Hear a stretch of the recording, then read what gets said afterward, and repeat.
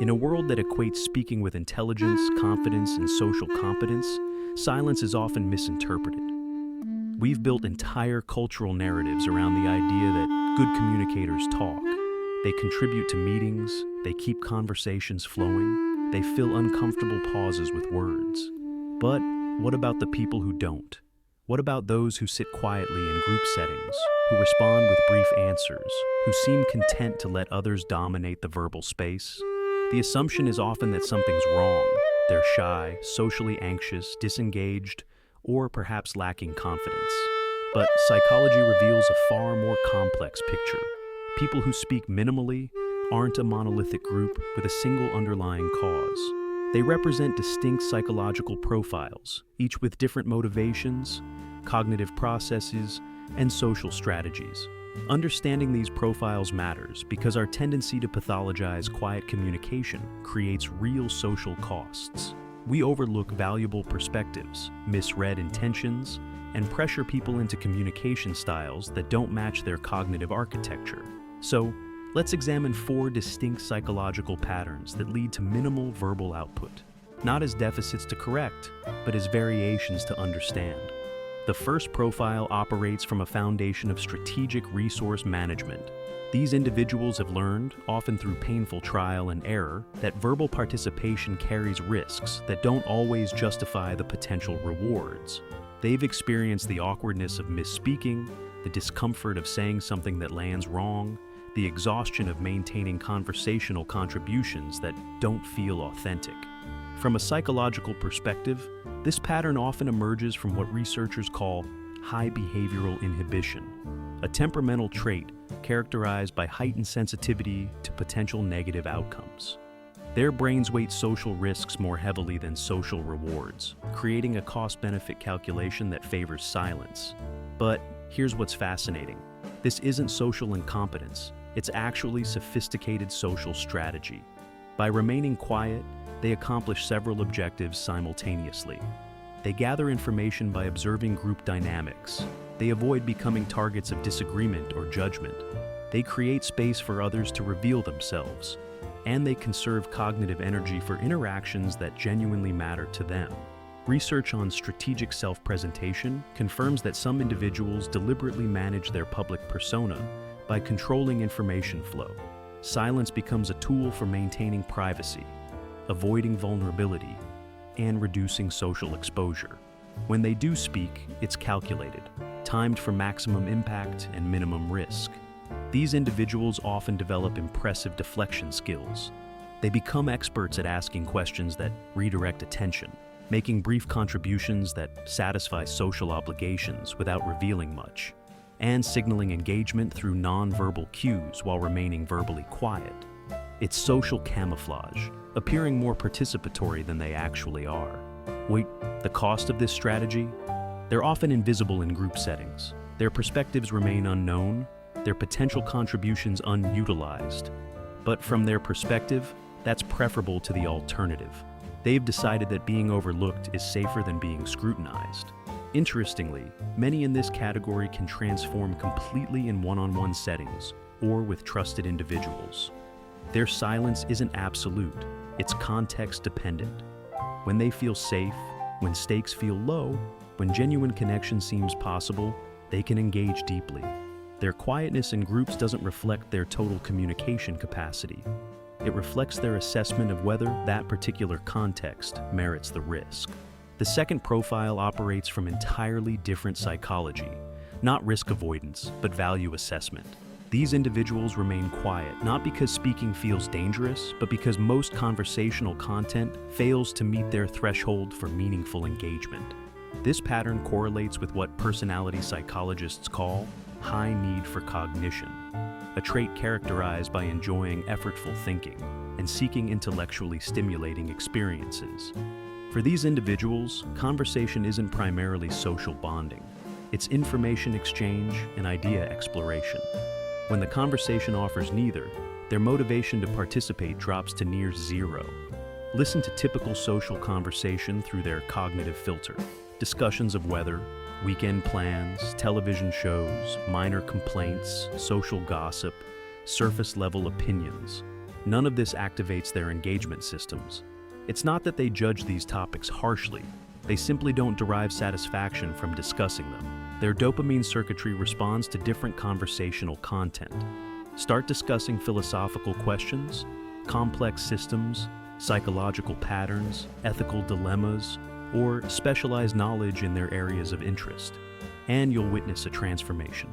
Suddenly, the quiet person becomes animated, contributing detailed observations, asking probing questions, building on ideas with genuine enthusiasm. The capacity for verbal engagement was always there. It just required the right catalyst. This selectivity sometimes gets labeled as intellectual snobbery, but that misreads the underlying mechanism. It's not that they think themselves superior to others, they're simply wired to find satisfaction in particular kinds of cognitive content. Just as some people can't get excited about sports while others live for game statistics, these individuals can't manufacture enthusiasm for conversational content that doesn't engage their particular cognitive preferences. The social friction emerges because social bonding in most contexts requires participating in conversational rituals that this profile finds meaningless. The small talk that builds rapport, the shared complaints that create solidarity, the gossip that establishes in-group boundaries, these serve genuine social functions that they struggle to engage with authentically.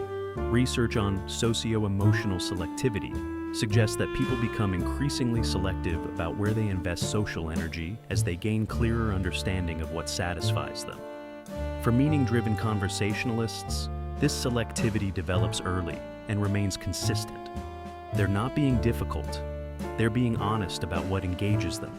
The third profile reflects a particular relationship between internal and external worlds. These individuals have developed rich internal lives, complex thought patterns, detailed imaginative scenarios, ongoing internal dialogues that provide more satisfaction than most external social interaction. This pattern often develops through extended periods of solitude, whether chosen or circumstantial. Perhaps they grew up as only children, or in isolated environments, or with limited peer relationships. Perhaps they discovered books, games, or other solitary pursuits that proved more rewarding than available social options. Over time, their cognitive architecture adapted to self-contained processing.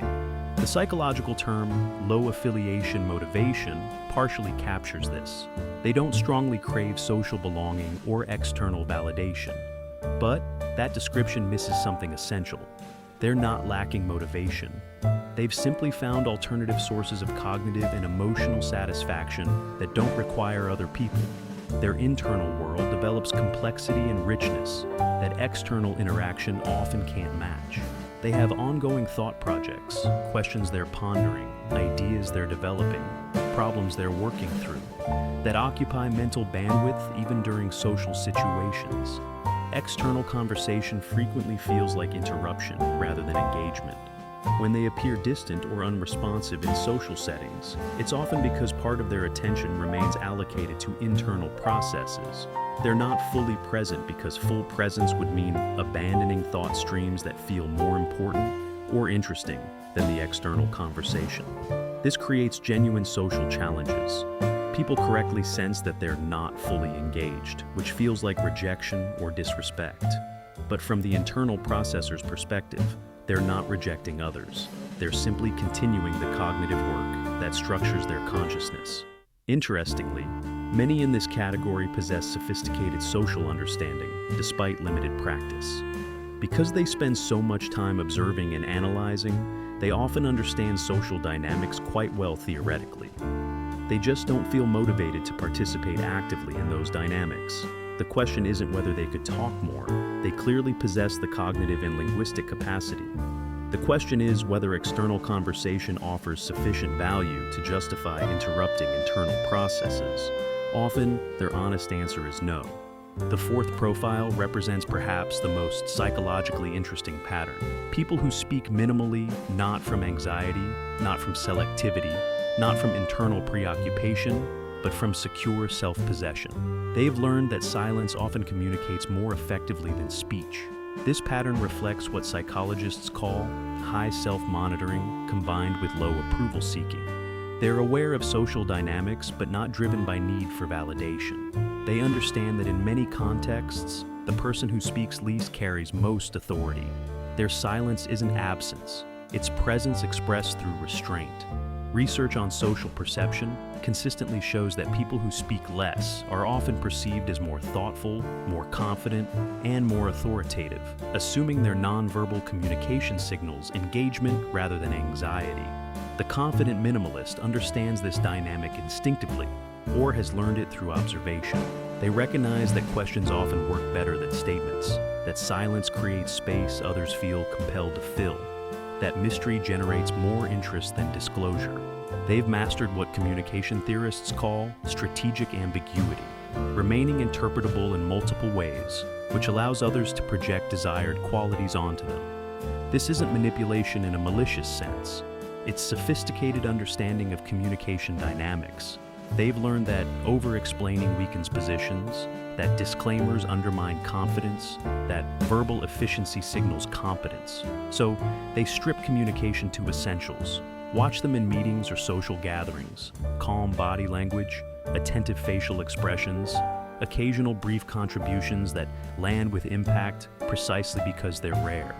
They've learned the power of contrast. When everyone else is competing for airtime, the person who speaks once but memorably often wins attention. The psychological foundation here is secure attachment combined with high self-efficacy. They don't need external validation to feel worthy, don't need verbal dominance to feel competent. Their self-concept doesn't depend on others' approval, which frees them to communicate minimally without anxiety.